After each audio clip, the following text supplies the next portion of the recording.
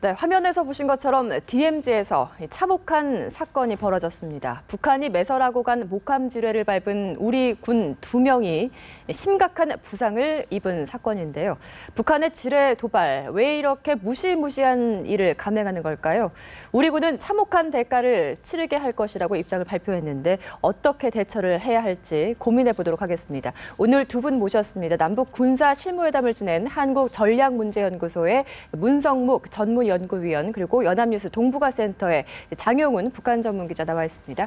안녕하세요. 네, 안녕하세요. 네, 장 기자, 우선 광복 70주년 8.15가 코앞인데 이런 남북 관계 어떤 군사적인 긴장감을 좀 조성할 그런 일이 발생했습니다. 당시 긴박했던 상황을 좀 정리해 주실까요?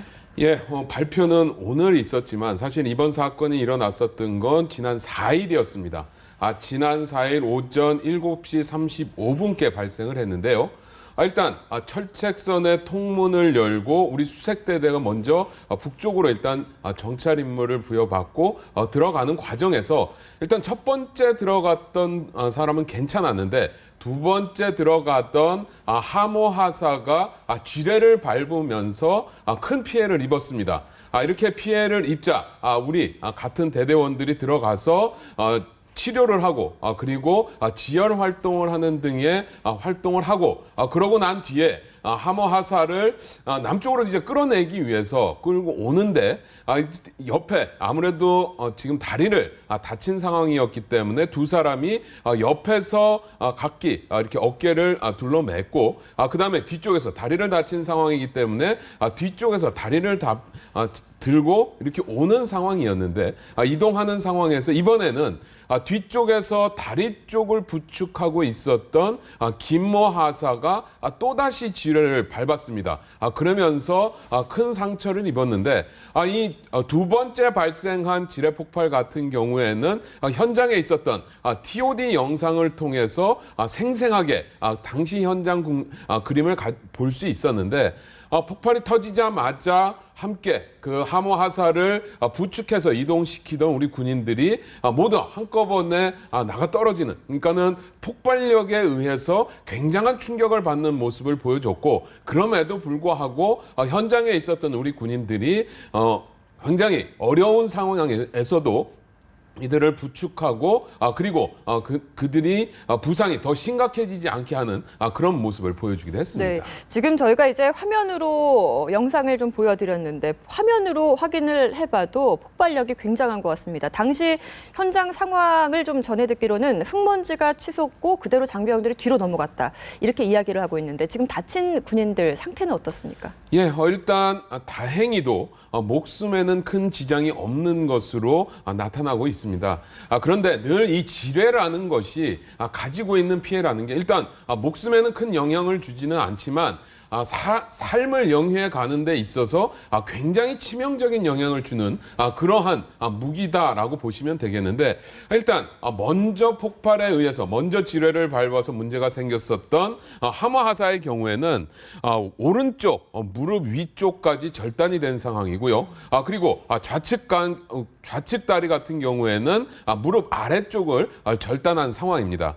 그리고 두 번째 폭발을 당했었던 김모하사 같은 경우에는 지금 우측 발목을 절단할 수밖에 없는 상황이라서 일단 생명에는 지장이 없지만 앞으로 생을 계속해서 살아가는 데는 좀 어려움을 겪을 수도 있는, 그렇기 때문에 그 어떠한 사건보다 굉장히 심대한 사건이다라고 보시면 되겠습니다. 네, 이제 우선 장 기자가 당시 상황에 대해서 좀 정리를 해주셨는데, 위원님께서 보시기에는 북측에서 우리 군 장병들의 이동 통로 아니겠습니까? 여기에 목함 지뢰를 매설한 목적이라고 하면 어떤 것들이 있다고 보십니까? 예, 그러니까 지금 이제 저도 설명을 들으면서 너무나 가슴이 아프고, 네. 또 북한이라고 하는 집단은 자기들의 목적을 달성하기 위해서는 정말 수단과 방법을 가리지 않는 무자비한 집단이다라고 하는 것을 이번 기회를 통해서 다시 한번 입증해 준 셈인데요. 말씀하셨듯이 북한이 정말 대담하게 우리 수색 정찰대가 이동하는 통로에 그 지뢰를 매설했단 말이죠. 예. 그것은 어떻게 보면 우리 군인들이, 우리 수색대원들이 그것을 늘 지나다니는 통로이기 때문에 지뢰가 개척이 돼 있고 예. 안전하게 오갔던 곳이란 말이죠. 그것을 이용해서 그곳에 지뢰를 설치함으로써 사고를 유발시켰다 하는 일종의 지뢰 도발이다. 과거의 천안함 연평 포격 도발에 이어서 5년 만에 다시금 이런 도발을 저질렀는데 북한이 그럼 왜 이런 도발을 이 시기에 저질렀느냐 하는 것이 우리는 좀 궁금하거든요. 예.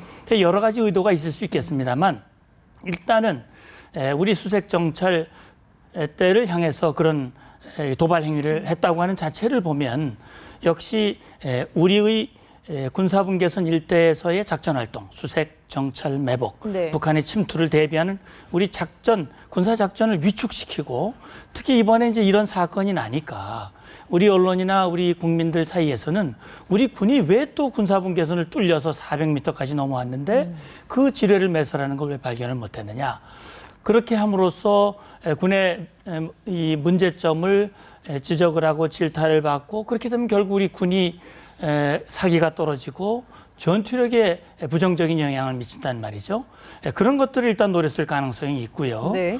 특히 북한이 이 시기에 이런 행동을 한 것은 역시 녹음기인데다가 이제 다음 주에는 북한이 그동안 우리에게 목소리를 높여서 중단하라고 외쳤던 예. UFG 연습이 코앞에 있습니다. 예.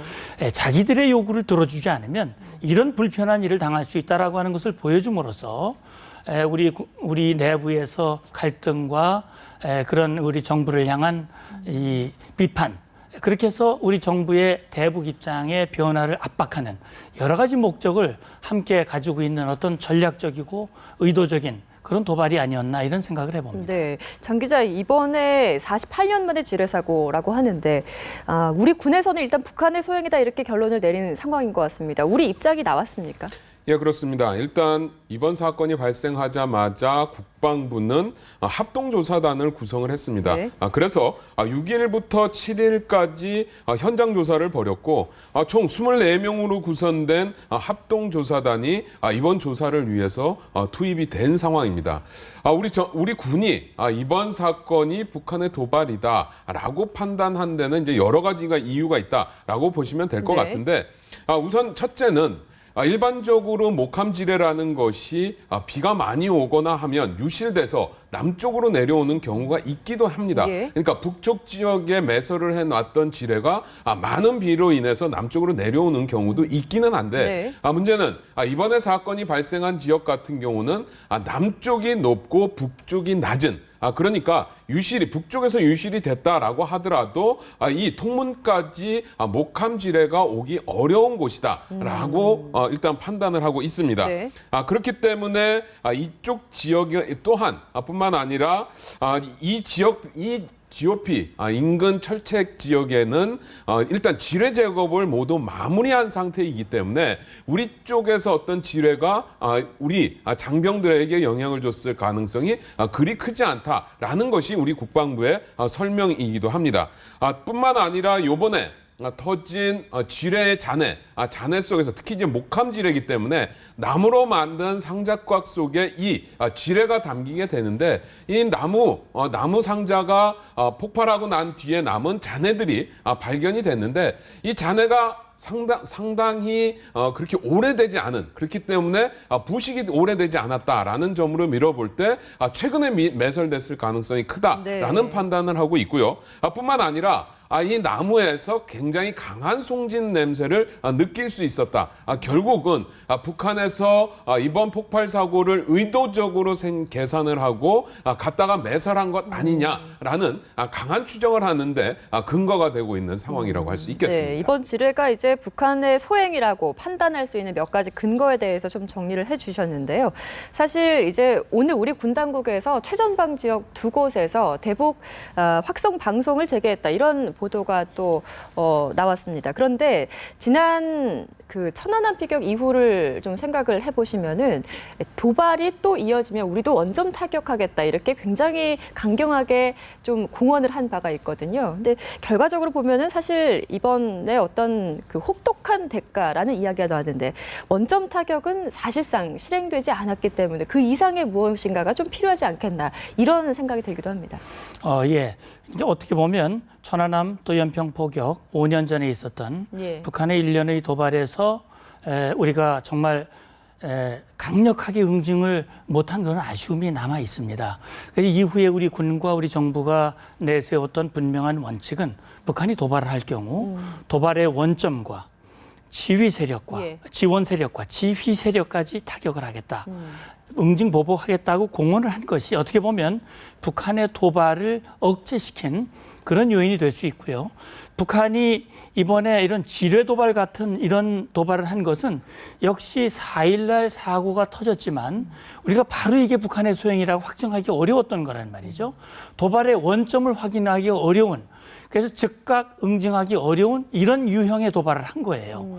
그래서 아까 우리 오전에 이제 합참에서 발표할 때 예. 뼈저린 응징을 하겠다라고 발표한 후에 첫 번째의 조치가 지금 중부 지역에서 대북 확성기 방송을 재개한 거란 예. 말이죠. 제가 이 확성기 방송을 재개한 것을 보면서 제가 2004년에 북한 군인들과 장성급 군사회담 2차 회담에서 합의한 것이 육사합의서고 그 육사합의서에 이 심리전 활동을 중단하고 수단을 철거하는 그런 합의가 들어 있습니다. 예. 그래서 북한은 그때 당시에 그걸 우리에게 요구하면서 어떤 표현을 썼냐 하면 이것은 정말 절박한 사안이다. 중단해야 된다라고 우리에게 요구를 했습니다. 예. 그 이유는 뭐냐면 북한이 2004년뿐만 아니라 그 전부터 수년 전부터 우리에게 그걸 중단할 것을 요구해 왔어요. 왜 그러냐?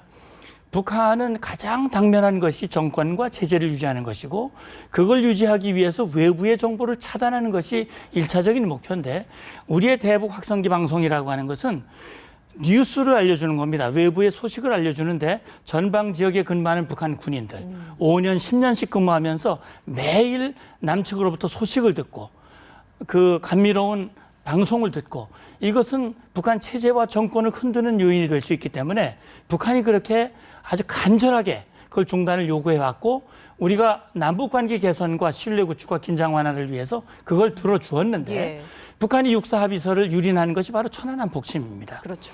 그래서 그때 당시에 우리가 확성기를 세웠지만 방송은 하지 않았습니다. 추가적인 긴장 고조를 예방한다는 차원에서 안 했지만 이번에 북한의 도발은 이건 우리가 견디기 어려운 도발이었고 우리로서는 북한에 대한 응징 조치로서 이런 조치를 취한 것이고 만약에 북한이 또 다른 형태의 도발을 해온다면 예. 그때는 정말 뼈저린 그런 응징을 아마 각오해야 될 것으로 저는 그러니까 생각합니다. 오늘 재개된 대북 확성기 방송이 2004년도부터 중단이 됐으니까 11년 만에 그렇습니다. 오늘 재개가 됐다는 내용인데 이 영향력과 파급력에 대해서는 굉장히 비중이 크다 이렇게 보고 계시는 예, 거죠? 북한으로서는 정말 상당히 이번에 그 지뢰 가지고선 우리 장병 2명을 부상시켰지만 아마 되로 주고 엄청난 가만히로 돌려받는 그런 결과가 됐다고 저는 봅니다. 네, 장 기자, 그 김정은 체제에 들어서 이제 북한에서 어떤 이슈가 발생하면은 과거에 비해서는 굉장히 좀 신속하게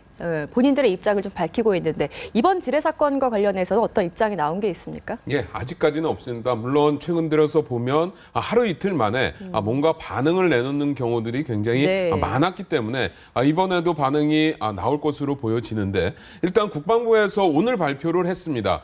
그렇기 때문에 북한에서는 우리 쪽 발표 내용에 대해서 자신들이 나름대로 평가할 것을 평가하고 아마도 뭔가 입장을 내놓을 것으로 예상이 되는데 일단 예상해 볼 수 있는 우리가 상상해 볼 수 있는 첫 번째 북한의 반응은 전혀 사실무근이다라고 나올 가능성이 굉장히 큽니다.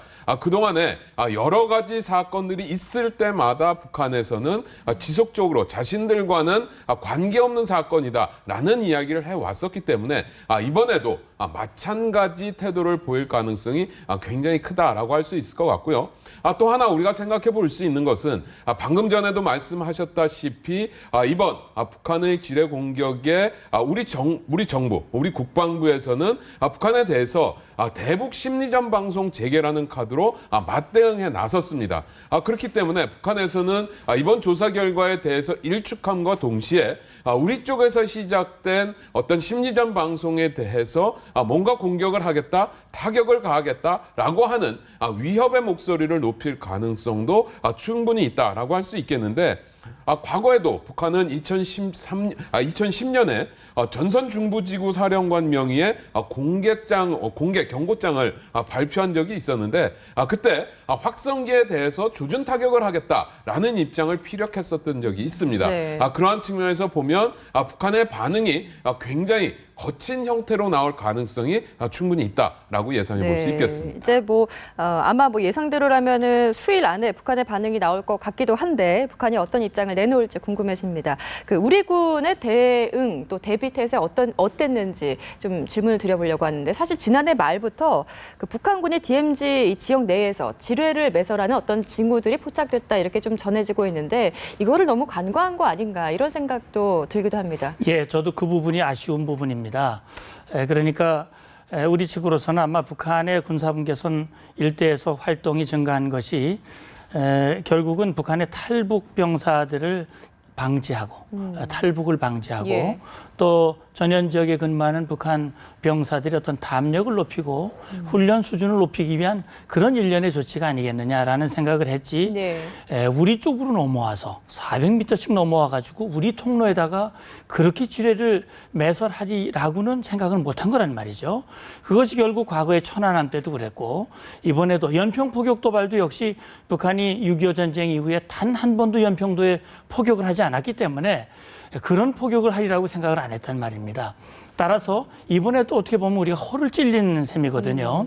그래서 앞으로도 그런 또 다시 제2, 제3의 허를 찔리는 일이 그렇죠. 있어서는 안 되겠다. 그런 차원에서 우리 군이 정말 배전의 노력이 필요하지 않느냐 이런 생각이 듭니다. 네, 이 부분에서는 일단 우리도 어느 정도의 허점은 있었다 이렇게 생각되어진다. 이런 예. 비판에 대해서는 좀 그렇죠. 그러니까 지금 물론 지리적으로 봤을 때 그 폭파된 지점이 우리 GP로부터 약 700여 미터 떨어져 있었고 네. 또 우리 GP에서 관측이 상당히 어려운 지형적으로 그리고 그때 당시에 비도 오고 여러 가지 기상들이 안 좋았기 때문에 북한이 그런 틈을 이용을 해서 거기에 적어도 그런 조치를 취하지 않았느냐. 그래서 그것을 우리가 제대로 막지 못한 부분에 대해서는 우리 군으로서도 어떤 문제가 있었는지에 대해서 철저하게 분석을 하고 그런 대비책을 앞으로 강구해야 된다고 생각을 합니다. 이 사실 지뢰 사건이 정말 오랜만에 발생한 건데 지금 DMZ 지역 내에 얼마나 많은 지뢰들이 현재 매설이 돼 있습니까? 예, 이미 남북한 간에는 군사적으로 굉장히 많은 병력들을 이 휴전선 안팎으로, 그러니까 남북으로 지금 배치하고 있고 이에 따라서 엄청난 군사적 긴장 상태가 고조되어 있는 상황입니다. 그러다 보니까 이 DMZ, 특히 이 비무장지대에는 굉장히 많은 숫자의 지뢰들이 매설되어 있는 것으로 파악이 되고 있는데 일단 이번 사건의 문제가 됐던 목함 지뢰를 비롯해서 M14, M16, 대인 지뢰 그리고 대전차 지뢰까지 포함을 하면 약 한 100만 개 이상의 지뢰가 매설되어 있지 않겠느냐라는 추정이 나오고 있는데 심지어는 어디에다 뿌렸는지조차도 정확하게 파악하지 못하고 있는 것도 있고요. 그러다 보니까 정작 제거하는 데 있어서도 굉장히 큰 어려움을 겪고 있다라고 보시면 되겠는데 이미 세계적으로 이 대인지뢰라는 것이 굉장히 치명적이고 비인간적이다, 비인도주의적이다라는 목소리가 높다 보니까 1999년에는 이 대인지뢰의 어떤 사용, 생산, 이동, 비축 이런 것들을 금지하는 오타와 협약이라는 것을 만들어 놓고 이미 160개 나라 정도가 이 가입이 되어 있는데 이렇게 남북한이 군사적으로 대치하고 있고 이 군사분계선을 남북으로 해서 많은 군사 장비와 병력이 밀집해 있다 보니까 남북한 모두 이 협약에 가입을 하지 않고 지금 현재 서로 상대방을 향해서 군사적 어떤 긴장의 끈을 계속 이어가고 있는 상황이다. 그러다 보니까 이로 인한 다양한 피해들도 많다. 그러니까 군인들을 향해서 직접 발생하는 사고들도 있지만 민간인이 이 군사분계선 인근 지역에서 민통선 지역에서 경제 활동을 하다가 쥐레를 밟는 경우도 있고 그렇기 때문에 이 부분들에 대해서는 앞으로 뭔가 똑같은 상황이 생기지 않기 위한 남북 간의 노력이 좀 필요하지 않겠는가라고 볼 수 있겠습니다. 1999년에 발효된 오타와 협약인데 지금 현재 사실 이 DMZ 지역 내에 100만 개 이상의 지뢰들이 그러니까 산발적으로 매설이 돼 있기 때문에 이 부분이 참 또 곤란한 것 같습니다. 앞서서 장 기자가 이제 남과 북이 이 협약에 제외가 돼 있다 이렇게 이야기를 해줬는데 왜 그런지 또 여기에 대해서 어떻게 좀 보시는지 말씀 부탁드립니다. 예, 맞습니다. 그 지뢰라고 하는 것은 정말 비인도주의적인 그런 살상 무기로 네. 국제사회가 인식을 하고 있고 그걸 없애자라고 출범한 것이 바로 오타와 협약인데 네. 우리 정부로서도 국제사회가 지금 하고 있는 여러 가지 군축 활동에 우리 정부도 적극적으로 참여를 하고 있습니다. 다만 지뢰라고 하는 것은 우리 안보 상황을 감안했을 때 지금 정전협정 체제거든요. 다시 말씀드리면 법적으로 보면 지금 남북 간에는 전쟁이 지속되고 있는 것입니다. 법적으로 전쟁이 끝나지 않은 것이기 그렇죠. 때문에 예. 전쟁 상태거든요. 멈춰진 상태입니다. 그래서 국제사회에서도 우리 한반도의 상황을 이해를 하고 특히 지뢰는 우리가 군사적으로 보면 방어 무기입니다. 북한의 침투를 지연시키고 하는 방어 무기이기 때문에 이것을 국제사회에도 일단 분쟁 지역, 특히 우리 남북 간의 이런 상황을 이해하고 그 협약에 아직 가입하지 않은 것에 대해서는 네. 일단 묵인하고 있는 상태인데 예. 어쨌든 남북 간의 관계가 개선이 되고 신뢰가 구축이 되고 평화 상태가 이룩된다면 네. 지뢰를 굳이 매설할 필요가 없지 않습니까? 결국 그런 상황이 오도록 하기 위해서 남북 간의 군사회담도 해야 되고 관계를 개선하고 신뢰를 구축하는 그런 노력들이 저는 필요하다고 보는 겁니다. 그렇지 않아도 이 북한에서 DMZ 목함 지뢰를 매설한 것과 관련해서 유엔 군사령부 군사정전위원회에서 북한군의 장성급 회담을 요청했다 이렇게 알려지고 있는데 글쎄 북한이 여기에 응할지 모르겠습니다. 예, 일단 우리 장 기자님이 좋은 지적을 해주셨는데 네. 아마도 북한이 그 회담에 응할 가능성은 저는 적다고 보는 편이지만 천안함 사건 직후에 유엔사의 제2의 호응을 해서 그 회담이 여러 차례 열린 적이 있습니다. 네. 왜냐하면 군사정전위원회가 북한의 정전체제 무실화에 의해서 열리지 않기 때문에 이 98년도에 장성급 유엔사와 북한 간의 회담이 있었고 아마 이번에 북한이 만약에 응한다면 과거 했듯이 검열단을 보내겠다. 그 문제를 구성하자라는 그런 형식으로 역공해올 가능성은 남아 있습니다. 그 마지막으로 일단 지금 광복 70주년을 앞두고 있는 상황인데 남북 관계에 어떤 암운이 좀 들이고 있는 상황인 것 같아서 좀 안타깝기도 합니다. 이호 여사 방북했는데도 그 성과 사실 기대에 좀 미치지 못한다 이런 분석이 많고 북한이 심은 지뢰를 밟고 지금 우리 군인 2명이 굉장히 많이 다쳐 있는 상황인데 앞으로 남북 관계에 더 경색될 소지가 많아 보이지 않습니까? 어떻게 좀 판단하십니까? 예, 그렇습니다. 지금으로서는 남북 관계가 풀릴 가능성을 점치기가 굉장히 어려운 상황이다라고밖에 볼 수 없을 것 같습니다. 이번에 발생한 지뢰 사건뿐만 아니라 지난 5일이었죠. 이호 여사가 방북을 하던 날 우리 정부가 북한에 고위급 회담을 제의하는 전화 통지문을 발송을 하려고 했지만 북한에서 접수를 거부하는 일이 있었습니다. 그러한 상황이 있었던 데다가 이제 이렇게 남북한이 첨예한 군사적 대립을 이어가고 있는 가운데 이제 을지 프리덤 가디언 한미합동 군사연습이 치러지게 되는데요.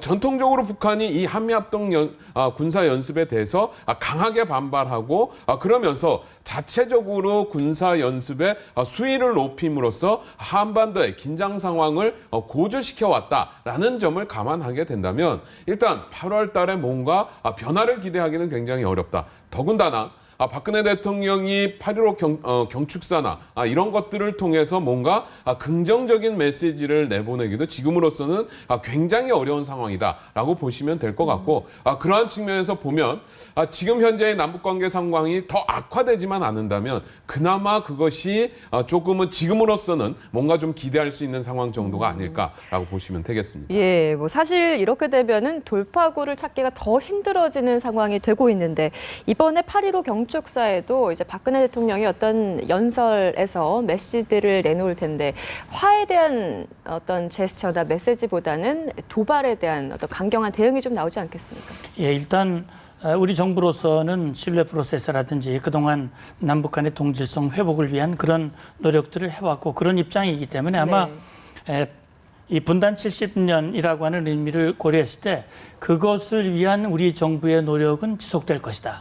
그러나 북한의 그런 도발에 대해서는 강력하게 우리가 대응할 것이다라고 하는 그런 입장을 아마 내놓을 거로 보고요. 네. 아마 10월 달까지는 우리가 그 대화나 관계 회복의 모멘텀을 잡기는 좀 쉽지 않을 것 같은 그런 느낌이 들고 네. 만약에 북한이 10월 달에 큰 도발을 한다면 아마 그 시기는 좀 더 늦어질 가능성도 있습니다.